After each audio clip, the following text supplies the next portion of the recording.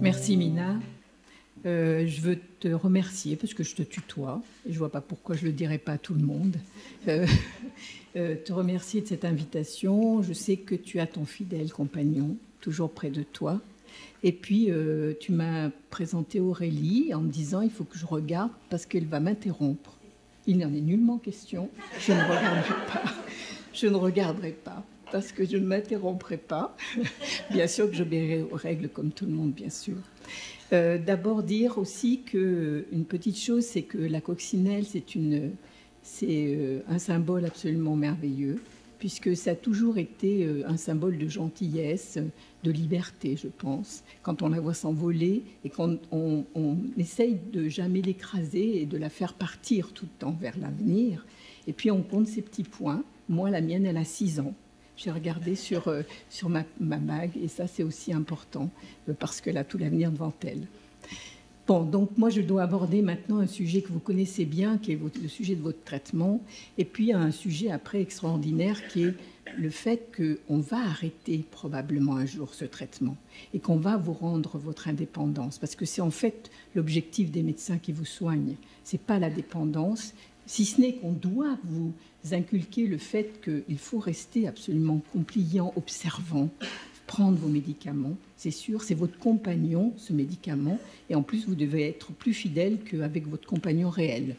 Donc, c'est quelque chose d'assez impressionnant, mais néanmoins, ce médicament, on a envie aussi de vous redonner votre indépendance, parce que l'indépendance, c'est la guérison, c'est éventuellement ne plus avoir besoin de vos médicaments et surtout de nous, hein, après tout. Donc, moi, j'ai une très longue expérience, bien sûr, et c'est vrai que la leucémie myéloïde chronique, je la connais depuis toujours, et j'ai subi, moi, tous les événements thérapeutiques de cette maladie, et j'ai des patients qui m'ont suivi tout au long aussi, et qui ont maintenant 20-25 ans de recul par rapport à leur diagnostic. Et c'est assez extraordinaire, parce qu'ils sont arrivés à l'ère des inhibiteurs, et qu'on a pu leur offrir cet espoir thérapeutique et ce devenir par la suite. Et ça, de l'avoir vécu, je vous promets que c'est absolument extraordinaire et on aimerait le vivre dans d'autres pathologies d'hématologie. On commence à le vivre dans d'autres maladies, heureusement. Bon, mais il y a d'autres maladies où il faut encore qu'on travaille beaucoup. Alors, je vous ai mis ce tableau. J'ai repris des tableaux qu'on avait utilisés lors des journées patients de la LMC parce que je trouve qu'il est très bien fait et qui montre donc toute l'évolution des thérapeutiques au long du temps pour cette leucémie myéloïde chronique. Alors, vous avez effectivement, vous voyez que dans les années 75, la seule thérapeutique véritable, c'était la greffe, l'allogreffe de cellules souches hématopoïétiques. Et notre travail, c'était tout le temps d'aller chercher un donneur pour vous, pour trouver justement une possibilité de guérir. Et c'était donc, on était omnubilé par ça, puisqu'on savait qu'on avait une période de 4 ans à peu près devant nous pour trouver un donneur allogénique aux patients. Et donc, c'était cette espèce de course après le temps, et c'était aussi donc tout le drame du diagnostic à l'époque, qui est plus un drame du tout. Maintenant, annoncer une leucémie myéloïde chronique, pour moi, ça devient facile, alors que ça n'était pas du tout à l'époque. En ce qui concerne donc la suite, la progression, vous savez qu'il y a eu l'avènement de l'interféron. Vous voyez les dates progressives. Et cet interféron, ça nous a permis de pouvoir, parce qu'on avait l'hydréa, bien sûr. Je n'ai pas parlé de l'hydréa que vous connaissez, que certains connaissent, qu'on utilise généralement au début de votre maladie. Et puis, qui est simplement un médicament qui freine la production, mais qui n'est pas intelligent par rapport à la maladie. Donc, naturellement, il fallait avoir des armes thérapeutiques plus intelligentes et l'interféron est arrivé, puis c'est une arme thérapeutique intelligente par rapport à la maladie. Son mécanisme d'action est difficile à appréhender complètement par rapport à la leucémie myéloïde chronique, mais c'est un médicament qui a permis de faire disparaître chez certains malades des cellules porteuses du chromosome Philadelphie et pour un petit nombre de patients de faire disparaître complètement ces cellules avec arrêt éventuellement du traitement. Et maintenant, moi j'ai des malades qui ont eu de l'interféron et on a arrêté l'interféron et qui sont toujours avec moi. Donc c'est un médicament intelligent que l'on utilise, que l'on va utiliser maintenant en combinaison, mais qui ne donnait qu'à peu près 20% de réponse. Donc naturellement, 80% des malades n'avaient pas de possibilité de répondre à ce médicament. C'est un médicament très dur, puisqu'on le prenait tous les jours, c'était piqûre tous les jours, avec des effets secondaires terribles. Et bon, il fallait faire tenir les patients parce que c'était véritablement une possibilité thérapeutique pour eux.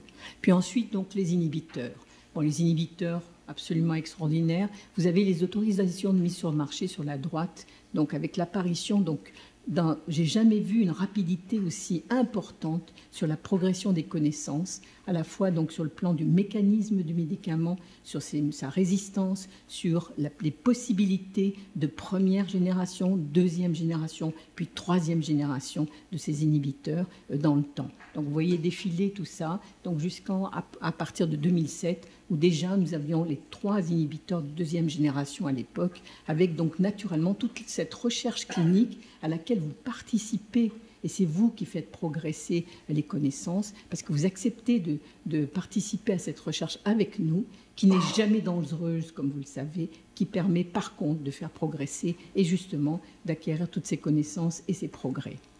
Alors, j'ai résumé les inhibiteurs, donc imatinib 2001, et vous voyez que c'était après échec du traitement, et puis donc 2002 au niveau de la maladie en première ligne. Et puis ensuite, vous avez les inhibiteurs de deuxième génération que vous connaissez bien, le tacinien ou nilotinib, le dasatinib ou spricel. Là aussi, dans un premier temps, chez les patients qui ne répondaient pas à l'imatinib, puis ensuite, on les a fait monter en première ligne également grâce à des études comparant l'imatinib au dasatinib, l'imatinib au nilotinib, en montrant qu'éventuellement, ces inhibiteurs avaient leur place en première ligne. Ensuite, vous avez donc, à partir de 2010, c'est effectivement les inhibiteurs de deuxième génération sont montés, comme je vous l'ai dit, en première ligne. Et donc, on peut éventuellement commencer par un inhibiteur de deuxième génération. Si ce n'est que, comme vous le savez, il y a aussi les AMM et les remboursements. Et donc, un médicament de deuxième ligne, notamment, n'est pas remboursé de deuxième génération, n'est pas remboursé en première ligne, qui est le spricel. Et donc, on garde le spricel ou le dasatinib qu'après échec, on ne l'introduit généralement pas en première ligne. Et puis, vous avez tout ce que l'on fait aujourd'hui. Vous avez un inhibiteur de troisième génération, qui est le ponatinib, qui est un médicament extraordinaire dans le sens où on a parlé des mutations 315 tout à l'heure, T315I, qui est cette mutation très méchante et où les autres inhibiteurs ne peuvent pas agir ou n'ont pas la puissance d'action. Et donc ce médicament est arrivé pour nous aider par rapport à ces patients et avoir des résultats spectaculaires dans ce domaine-là. Actuellement, il est en cours de développement et c'est vrai qu'on attend sur son développement pour pouvoir donc l'avoir très facilement à notre disposition. Donc on a les inhibiteurs de première génération, les inhibiteurs de deuxième génération avec 3 molécules et l'inhibiteur de deuxième génération et un inhibiteur de troisième génération avec le ponatinib. Et vous voyez qu'il y a d'autres choses qui sont l'omacétaxime. Il y a certains malades qui en ont bénéficié, qui est une molécule un peu particulière et qui a également une action sur la prolifération des cellules Philadelphie positives. Et donc, c'est un médicament qu'on peut utiliser si nous sommes confrontés à des échecs des inhibiteurs de tyrosine kinase. Et puis enfin, les combinaisons.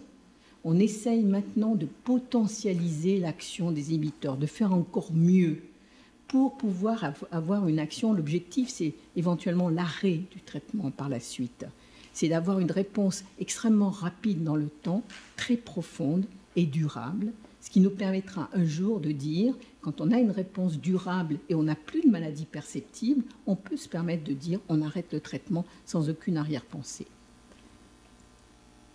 Et donc, vous voyez que les recommandations, comme Mina l'a dit tout à l'heure, qui sont les recommandations européennes, donc vous voyez qu'elles ont donné des recommandations sur le plan des traitements. Et vous avez donc le traitement de première ligne, c'est donc l'imatinib ou bien le nilotinib, dans certaines circonstances, avec certains critères de la maladie. Et puis, vous avez également le dasatinib, mais qui, pour l'instant, n'est pas remboursé en France et dans d'autres pays éventuellement aussi, mais qui pourra éventuellement être utilisé en première ligne. Vous avez ensuite en deuxième ligne, c'est-à-dire il s'est passé quelque chose, une mutation est arrivée, ou bien le médicament n'a pas été suffisamment efficace, et donc on change de médicament. Et on passe éventuellement à un autre inhibiteur, un inhibiteur de deuxième génération. Puis ensuite, vous avez, c'est soit un phénomène de résistance, ce que je viens de vous décrire, soit un phénomène d'intolérance. Vous ne tolérez vraiment pas le médicament, ou vous avez des événements indésirables qui sont vraiment importants. Et à ce moment-là, donc, ça prend toute sa valeur de changer de médicament également. Et puis enfin, vous avez la troisième ligne, c'est-à-dire on a à ce moment-là un échec de la première génération, de la deuxième génération. Eh bien, nous avons une possibilité à ce moment-là. Et ça aussi, c'est absolument merveilleux parce que au départ, quand on n'avait qu'un seul inhibiteur, c'est vrai qu'on avait des soucis, après le Glivec notamment, quand il y avait un échec au Glivec. Et donc, naturellement, reste la greffe de cellules souches hématopoïétiques que l'on met éventuellement en troisième ligne ou après échec de 3 générations, parce que là, les choses deviennent quand même assez compliquées. Il ne faut ne pas oublier l'allogreffe. Hein. Vous avez quelqu'un qui a été greffé, et comme vous voyez que l'allogreffe peut se passer merveilleusement bien à partir du moment où on pose très bien l'indication et où il n'y a pas trop, justement, de contre-indications par ailleurs. Alors, ça je vais passer. Les effets secondaires, bon, vous les connaissez. Vous les connaissez, donc moi je ne vais pas vous les dire. Vous savez qu'il y a des effets secondaires communs à tous les inhibiteurs de tyrosine kinase. La fatigue en est un, vous le savez. Hein. Et puis il y a certains autres effets secondaires comme les maux de tête, comme le phosphore qui baisse. Hein. Quand on vous mesure votre phosphore, vous voyez très bien qu'il est en bas. Et donc ça c'est commun à tous les inhibiteurs. Et puis ensuite il y a des effets secondaires qui sont spécifiques aux molécules, aux autres molécules, comme le dasatinib avec ses épanchements de la plèvre, comme alors que le Glivec donne généralement, comme vous le savez, les gonflements des paupières ou bien un peu des œdèmes. Et puis, donc, vous avez, en ce qui concerne le nilotinib, vous savez qu'il y a aussi des effets cutanés souvent. Et puis, quelquefois, de plus en plus, on vous a alerté contre des risques vasculaires, notamment artériels. Et c'est pour ça qu'on a des moyens de surveillance maintenant très importants pour ce médicament. Et puis, vous avez, pour les autres médicaments, il y a également des effets secondaires spécifiques. Alors, je vais passer ça. En ce qui concerne l'arrêt de traitement, l'arrêt de traitement, pourquoi on se pose cette question de l'arrêt de traitement? C'est parce qu'on a obtenu des résultats spectaculaires avec les inhibiteurs de tyrosine kinase, et notamment un niveau que vous connaissez bien, qu'on appelle la réponse moléculaire majeure. Ce point-là est fondamental dans votre cursus. Et donc, quand vous avez obtenu ce point-là, après, on regarde si vous allez au-dessous.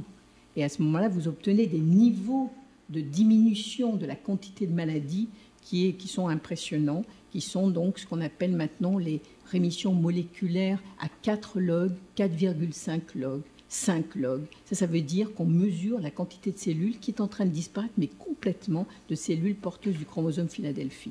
Et donc, naturellement, on a envie maintenant d'arrêter le traitement, je vous l'ai dit, et on va s'approcher à ce moment-là de la guérison, puisqu'on va arrêter le traitement, et pourquoi pas à ce moment-là guérir réellement. Et donc là, vous avez justement, je vous ai mis en bas, là, regardez qu'en bas, ces niveaux de réponse qui sont, et ça vous le savez, le BCR-ABL, les transcrits que vous voyez, on vous donne très souvent vos résultats. Enfin, nous, à Lyon, tout le monde nous les réclame. Je pense que vous faites pareil à Marseille. Hein, et donc, ils ont tous leur BCR-ABL à la maison. Hein, ils peuvent suivre leur maladie. Et donc, vous savez très bien que le niveau, c'est 0,1%. C'est ça, la fameuse réponse moléculaire majeure. Et puis ensuite, vous avez au-dessous, vous voyez, 4 logs, 4, 5 et 5 logs. C'est 0, on va de plus en plus bas. 0, 0,1, 0, 0, 3, et puis 0,001. Et donc, à ces niveaux-là, on peut se permettre de commencer à penser à l'arrêt du traitement. Donc, les premiers essais, c'est donc François Xavier. C'est pour ça que je prends un temps un petit peu plus long. Tant pis, Aurélie, elle m'a déjà dit, oulala, bon. Mais je prends un temps un peu plus long parce que l'arrêt du traitement, c'est François Xavier Mahon qui l'a initié. Enfin, il y a eu des gens avant lui qui avaient commencé, qui étaient très... qui voyaient l'avenir, mais qui étaient très courageux à l'époque. Mais ceux qui l'ont vraiment initié sont les Français, c'est le FILMC. Et donc, je pense que c'est vous aussi, parce que vous avez accepté de participer à ces essais et de dire, ben oui, on va voir ce qui se passe avec une tranquillité, une sérénité absolue, puisqu'on vous surveille comme le lait sur le feu, et qu'on est tout à fait... on sait que quand si jamais la maladie redémarre, on redémarre le traitement, et tout revient à la normale. Donc aucun risque, si ce n'est le risque d'avoir éventuellement plus besoin de traitement. Donc ça, c'est fabuleux. Et donc, vous voyez là, il y a ces petites courbes là que vous voyez sur la gauche. C'était les premiers malades, c'est 2 ou 3 malades dans la littérature qui avaient été arrêtés, mais on ne savait pas. Ils avaient obtenu une très très bonne réponse avec la diminution de leur transcrit, comme vous voyez avec la courbe qui s'abaisse, mais on n'avait pas pris en considération le type de traitement et le temps de traitement. Et donc, on avait systématiquement la maladie qui repartait. Et donc, c'est là où on s'est dit, il y a le temps de traitement qui est certainement très important et la profondeur de la réponse qui est très importante.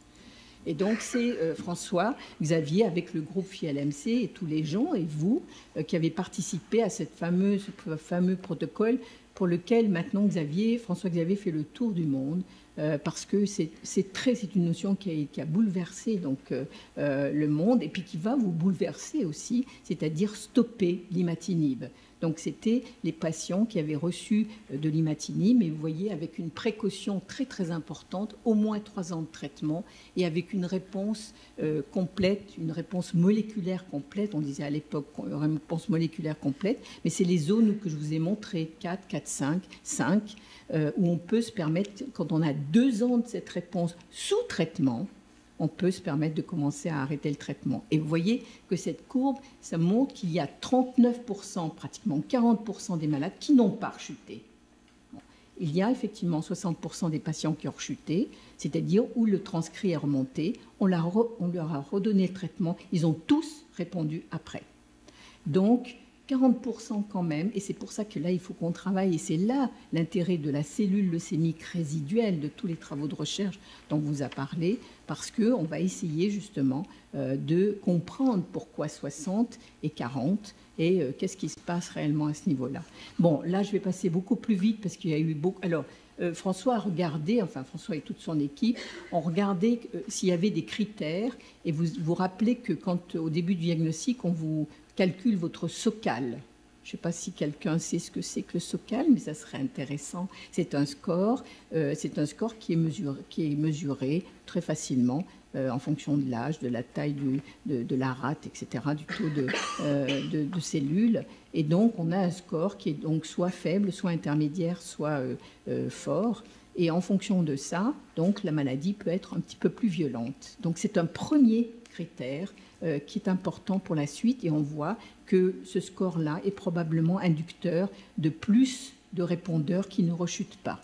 Et puis, il y a aussi le temps de traitement. Et ça, François Xavier insiste énormément, je pense qu'il a parfaitement raison. Il faut un temps de traitement important. Donc là, c'était des malades qui avaient reçu de l'imatinib, mais qui avaient reçu aussi un traitement antérieur, et de l'imatinib pendant très longtemps. Donc, il y a les moins de 50 traitements, plus de 50 traitements pour cette étude. Et puis, à droite, vous avez les hommes et les femmes. Bon, ben, vous voyez que là, comme d'habitude, les hommes font mieux. Ça, on ne sait pas pourquoi. Bon, après les autres études, je vais aller très très vite. Il y a des études maintenant dans le monde entier qui commencent à être répertoriées. Vous avez les Australiens et vous avez là, vous voyez, 45%, c'est le même pourcentage, 45% de patients qui ne rechutent jamais.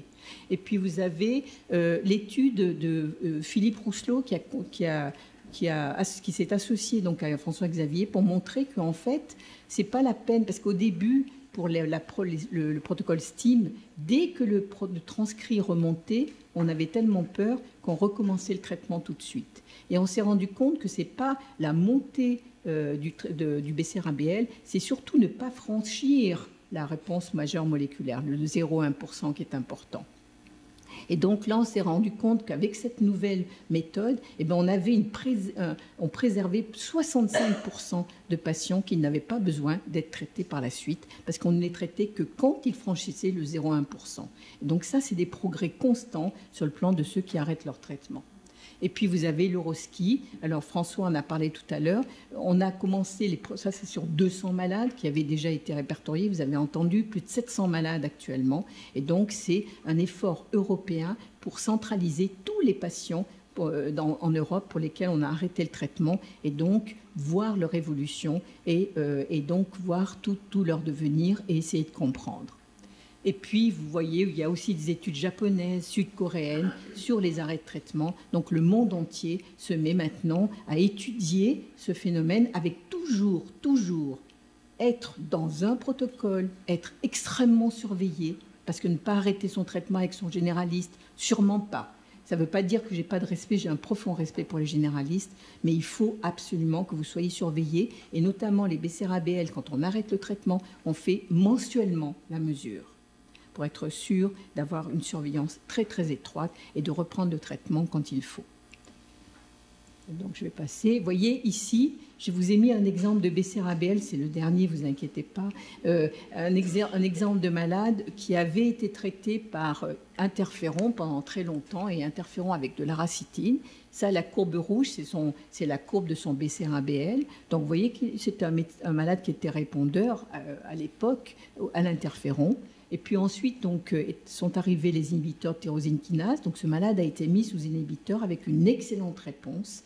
Et donc, vous voyez qu'il est toujours sous la ligne de 0,1%, mais avec des fluctuations. Et ça, il ne faut pas que vous en ayez peur, des fluctuations. Parce que ces fluctuations, elles sont dans des zones très petites et ça risque rien sur le plan, justement, de la rechute de la maladie. Et c'est ça qu'on a pu apprendre au fur et à mesure des arrêts de traitement.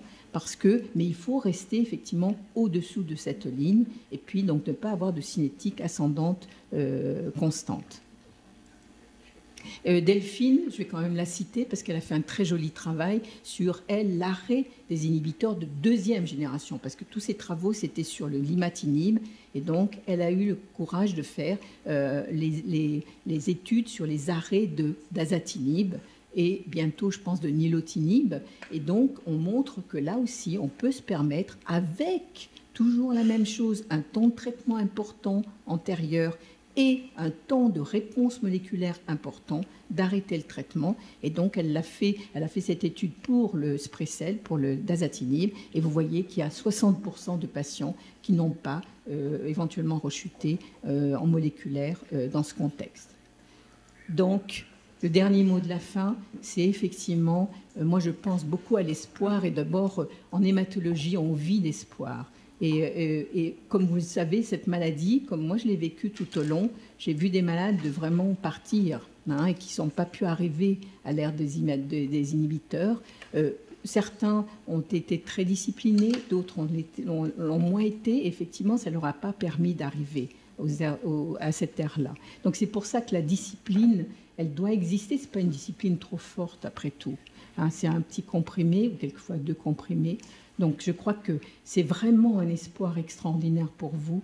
Et donc sachez que comme on a ce marqueur, vraiment, on va travailler pour vous arrêter votre traitement et vous rendre complètement indépendant et guéri par la suite. Voilà, je vous remercie.